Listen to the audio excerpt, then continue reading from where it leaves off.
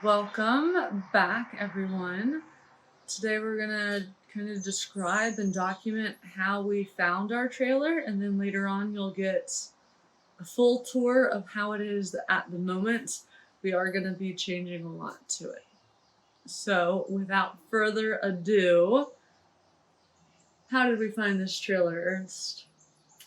In the beginning, we're actually wanting to do something called van life, where you buy a van and remodify the insides to live in it.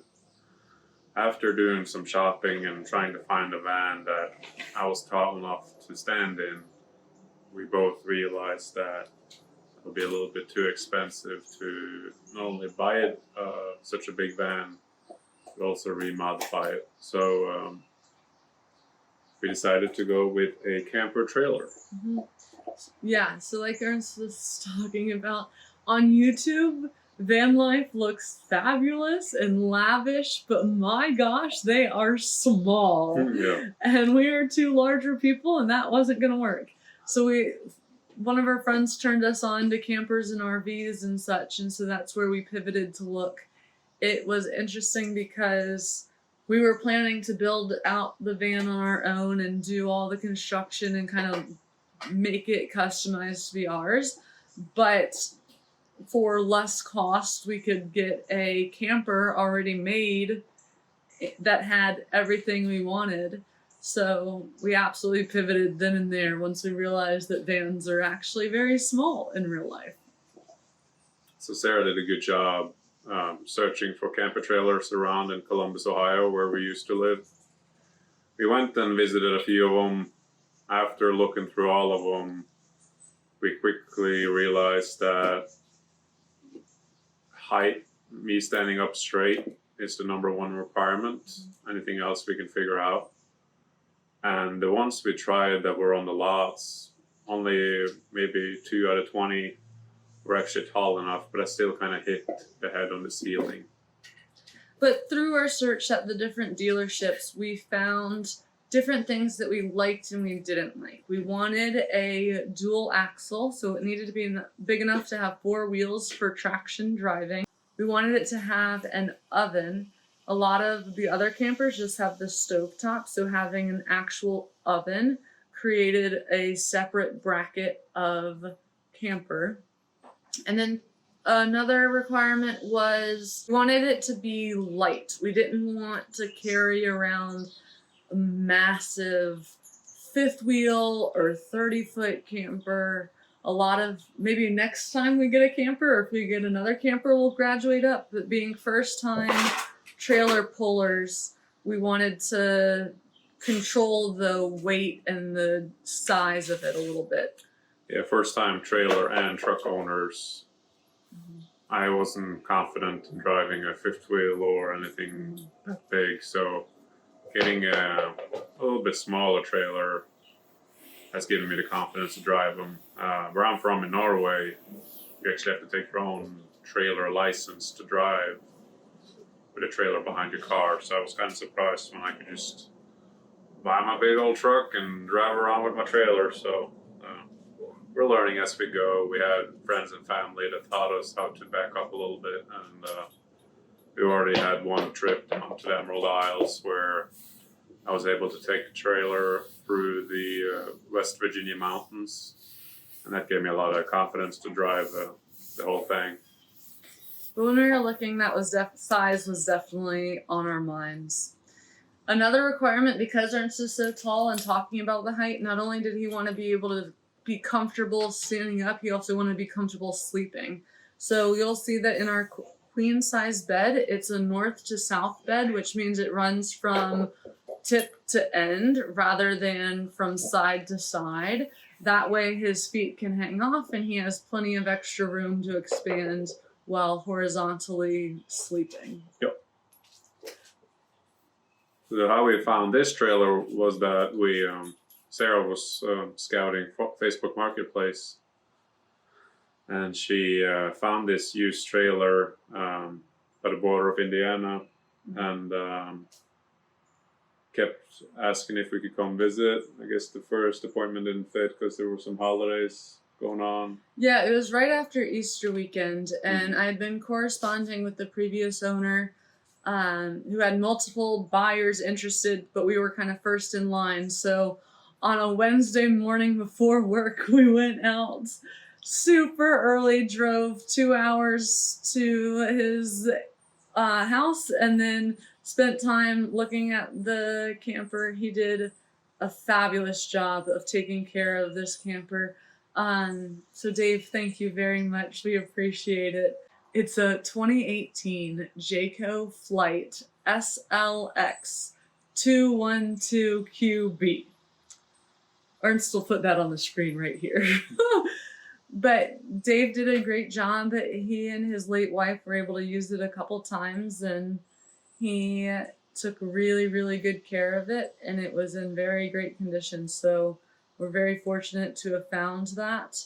We put the deposit down that day, and then later on in April, he was very gracious and delivered it to us, since at that point we didn't have a truck yet. So when you give a mouse a cookie, you find the trailer first, and then you match the truck to the trailer so it can tow the weight needed. Yeah, it was a very nice experience because we don't know much about trailers or trucks back then. So it was cool for Dave for two random people he met over Facebook Marketplace just trying to buy his stuff. Mm-hmm. He was very kind, and even when we went up to look at it, he was showing us around how to change this, how to modify this, and then when he brought it over to Columbus, which was a 2-hour drive for him, 4-hour drive overall, he ended up going through the whole trailer, all electronics. This is where you replace this. If you hear this sound, you do this. So it's pretty cool to see how you get to meet people that within a few minutes you just connect very fast and you create a relationship. So again, Dave, thank you for the very nice trailer. And without further ado, here is the tour. Hi guys, welcome to the tour of our camper. So before we get started, please know that we have gone to Emerald Isle, and when we did that, we moved everything into the camper, and then we had a few weeks left in Ohio, so we took a little bit out, so it's kind of in between being moved in and moved out. So just so you know, it's not completely empty, like brand new, nor is it completely moved in. So you've seen this raw in-between state of our camper right now. Okay, so getting started, we're going to take you around the outside. So first, our hitch area, we've got a bike rack, a Y-shaped bike rack, and it goes up. We've got arms so we can take our 2 bikes and attach it here, which is nice because that leaves bed space and it doesn't make the camper any longer than it needs to be. 2 propane tanks as well as our battery. All this setup is for our weight distribution hitch and our anti-sway bars, so it helps with an ease of towing. Also on the front, besides the bugs that we collected on our way to Emerald Isle in May, we have a front level, which is really, really convenient, so we don't have to have any sort of external, or it's really, really convenient so that we don't have any additional leveling system, and we can just kind of spot on tell if we are level or not. Alright, so now we're on the driver's side of our trailer, and this is typically the more utilitarian side where you've got tools and resources and stuff. We do have at the front of the driver's side, we have a front to back bubble, a leveling bubble. We have an access way to our basement. This is what the storage that's under the bed, and it goes all the way through to the other side, creating a huge amount of storage. We've got things organized right now by plumbing, sewer, and electric, and then under bed is further. We'll get there later. We have our information as well for any reminders of weights and towing capacity such. Down here we have the sewer connection, so when we are done doing our business and we're ready to empty the tanks and head out, we will pull the black tank over here and that gets rid of all the poop. Then we pull the gray tank, the gray handle, and that's the sinks runoff, the shower runoff, and doing the black first, then the gray. The gray will flush out all the black residue in our poop chute tube. We have the city water connection next. So when we're connecting to potable water, we just plug it in right here. Externally, we have a water filter to filter out the water before it enters our camper, as well as a water pressure regulator so that we're not gonna burst our pipes with the different water sources that we're gonna access. Next is a super convenient outdoor shower. We used this a ton with Bjorn while we were at Emerald Isle, and I would love to show you if I can open the door.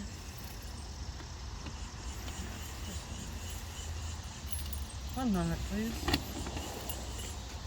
So again, hot and cold water. It doesn't come out too far, but we're able to control the nozzle and the speed of water a little bit, which is nice. So again, cleaning Bjorn off after a sandy day at the beach, or just in general needing a bath.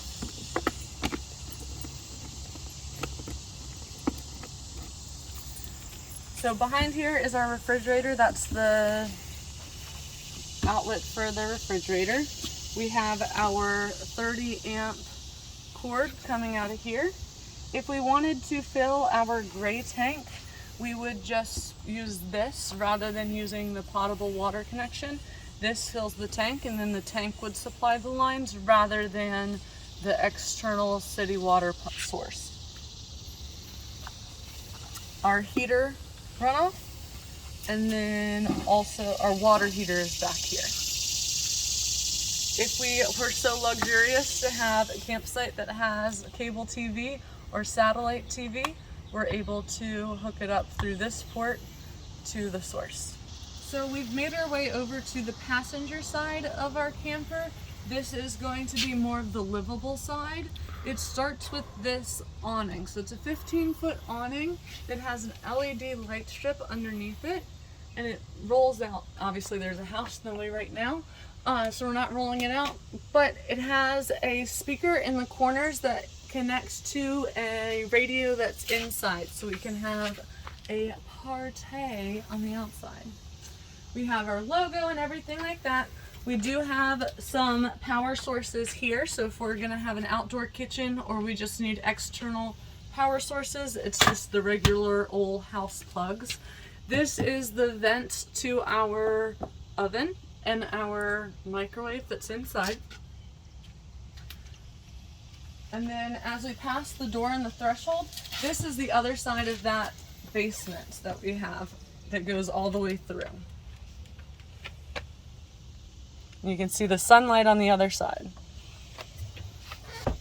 All right, that's it for the outside. I'll meet you inside. Fancy meeting you here. Welcome to my home. Okay, so obviously that's the door. It has a pretty cool feature that we can shut the screen door while having the solid door fixed and held back. So it's nice that we can keep the bugs out or the Bjorn out.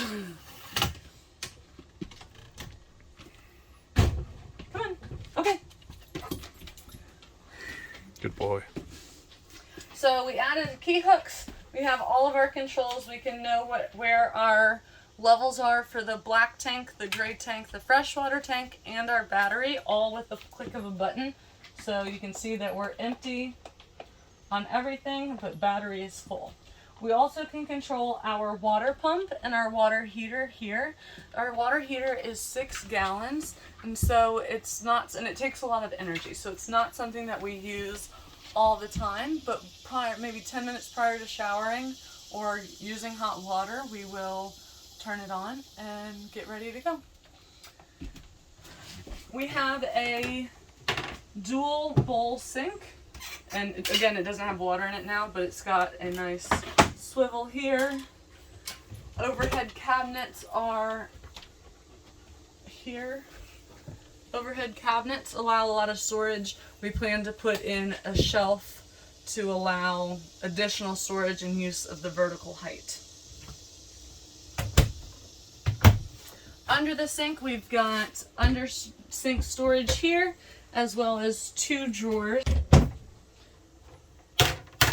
Then we have a 3-burner cooktop, and this runs off of the propane that's in the front of the rig.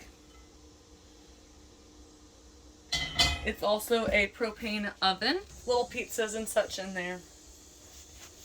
Pivoting to this side of the kitchen, we have a refrigerator freezer combo, and this runs off of both gas and electric. So when we're plugged in, we can switch it to automatic, and if it's plugged in, it'll be running on electric. If we're moving and we want to keep our refrigerables cold, we just switch it to gas, and it also runs off of propane. We have a huge pantry where we've got to figure out how to maximize this storage depth, because my whole arm can fit in here. So if you have any tips, be sure to leave them in the comments of how the heck we can maximize this storage. Because if you live in a tiny space, you know every little bit counts. So moving over to the living room area now, it's kind of living and dining room. We have a sofa here. It jackknifes into a small bed. Over it we have more cabinet space. Again, we plan to add some shelves or additional storage so that we can maximize that use of the vertical height. This is my favorite part of the camper, this massive window. I just look forward to looking out at our view wherever we park, whether it's my parents' backyard or it's a lake or an ocean somewhere. This definitely brings a lot of light and a lot of nature into the small space. We have a dinette here. It's got storage underneath both of the benches, and we've got some plans to change this up, but for right now it works really well. Plenty of seats for 4 people, and a 5th could end cap it here. A TV, and then additional storage overhead as well. Again, this is the sign of we're semi-moved in, but not really. And here's the radio that I was talking about earlier. That goes to outdoor speakers. Oh, excuse me. I just got out of the bathroom. You want to see it? I didn't actually just get out of the bathroom. Okay, so I'll let Ernst be in here filming because it's kind of a small space, but I'll direct him around. So we have the sink and the mirror. It's not a medicine cabinet, it's just kind of glued onto there. We added this storage unit from IKEA. We have to figure out how to secure it, but it definitely adds a huge amount of storage in addition to what's here. And underneath the sink, there's a shelf and additional storage. We have the toilet here, obviously, and then a shower. And actually, being a 6'7" man, Ernst can stand up in the shower. And as you can see, with the skylight, the giant can shower well if he leaves it on. So this isn't long enough, so I'll have to bend over to shower my head. But yeah, it's nice that I can actually stand straight up even in the shower. The sunlight is pretty nice. Speaking of height, that's one of the reasons we liked this trailer so much, because he's got shoes on and he still has a few inches to clear. Good morning! Welcome to our bedroom. So as you can see, this is very equivalent to a studio apartment where there's not much space in between, but they come up with simple solutions such as this fabric curtain to help divide the space up. We have a queen bed here with an overhead shelf that we'll put baskets on to maximize the storage. 2 dressers. So this one is mine, and I've added a hanging rack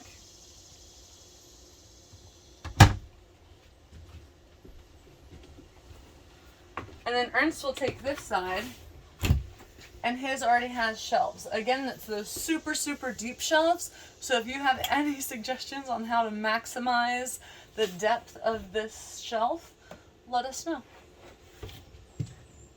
So that's our wardrobe space.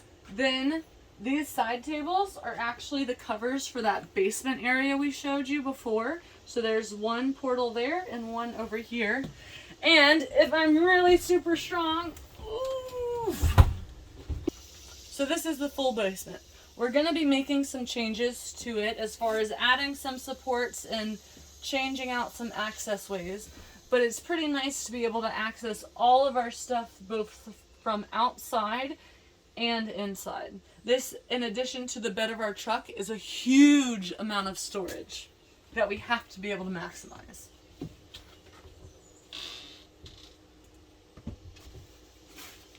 Well, that's it. That's our space.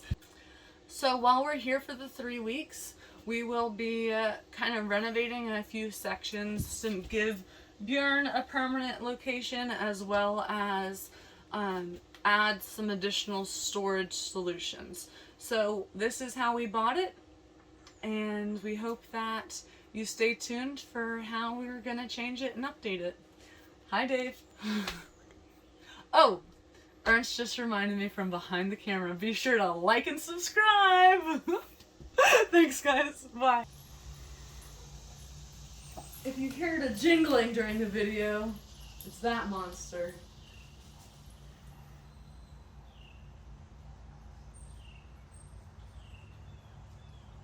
He just wants to play fetch.